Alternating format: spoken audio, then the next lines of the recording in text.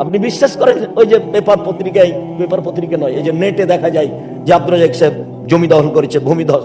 এখন এই যে কাপড় দেওয়া আছে, এরপরে যেটা গর্ত সেটা সেই জমি আমি দখল করিনি, কেন নিব?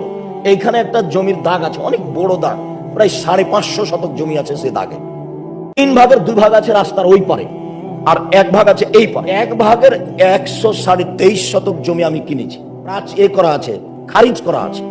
সেই জমিটা আমি খারিজ করেছি, নিয়েছি, চৌহদ্দি করেছি, রাস্তা থেকে শুরু করে 23.5 শতক নেওয়া আছে।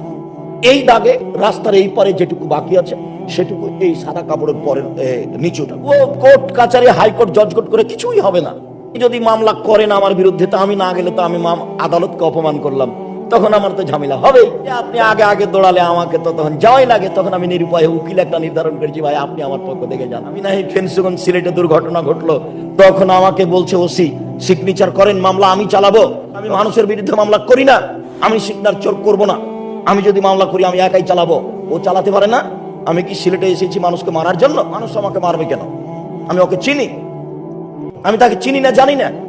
আমি কেন মামলা করব? ও পারে না, ও তো সর্বশক্তিমান, ওই করুক, তার শক্তি অনুযায়ী করুক।